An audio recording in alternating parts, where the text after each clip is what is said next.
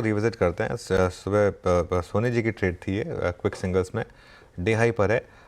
सनी, आपका कोई व्यू है क्या डिक्सन टेक पर?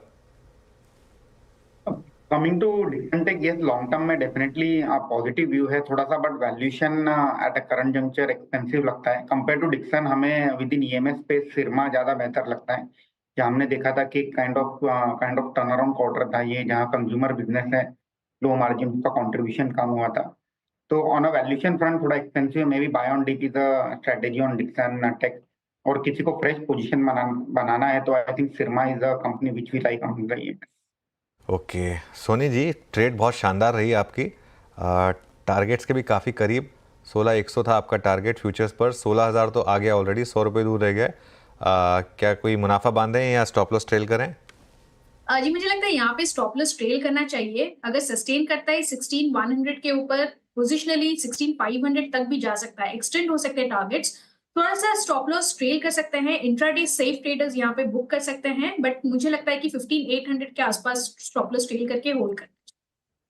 मीनवाइल मार्केट पर नज़र रखिए। निफ्टी में अब 100 पॉइंट की रैली हो चुकी है और अब हम 24,000 के ऊपर आ रहे हैं और 20 डेमा के उस जोन को स्ट्राइक करने की कोशिश कर रहे हैं। बैंक निफ्टी भी अब 200 पॉइंट ऊपर है, लेकिन जैसे कहते हैं ना, दूध का जला छाछ भी फूक फूक कर पीता है, तो इस समय मार्केट की वो हालत है।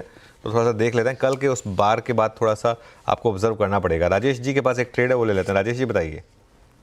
तो जी देखिए, कैपिटल गुड सेक्टर मुझे अच्छा लगता है। अभी विरेंद्र ने बात की सीमेंस की, तो देखिए एक नजर आप देखिए कमिंस एंड एल, तो एक चुनना है तो एल के साथ जाऊंगा।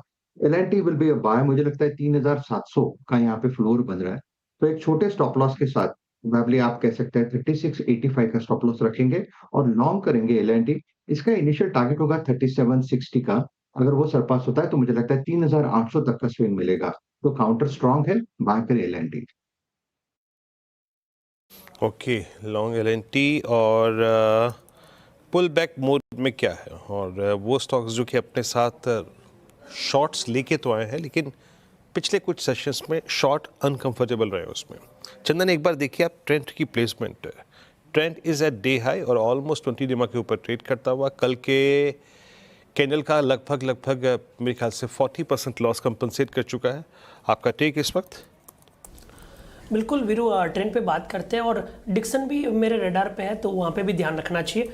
ट्रेंड पे बात करें वीरू, तो ट्रेंड मिड कैप इंडेक्स का एक मेन वेटेज वाला काउंटर है, जहाँ पे पिछले लगातार 6-7 वीक में लोअर टॉप लोअर बॉटम बन रहे थे। अब यहाँ पे लगभग 6250 के आसपास के ऐसे बॉटम बने। सोर्स यहाँ पे है, बट मेरे हिसाब से हल्का सा फॉलोअप आता है तो कवरिंग भी बनेगी, क्योंकि मेजर लेवल पे ये काउंटर काफ़ी पॉजिटिव रहा है, भले ही पिछले 2 महीने में नेगेटिविटी देखने को मिली। तो मेरा ऐसा मानना है कि की मूविंग एवरेजेस यहाँ पे वर्क करेंगे, और वैसे भी पिछले 3 दिनों से नैरो रेंज प्राइस फॉर्मेशन यहाँ पे बन के नजर आ रहा है। मेरे हिसाब से 6,650 एक मेजर सपोर्ट रहेगा, और अब की बार यदि 6,850 निकल जाता है तो वापस 7200-7500 तक की रैली शॉर्ट कवरिंग ट्रिगर की वजह से ट्रेंड में आनी चाहिए।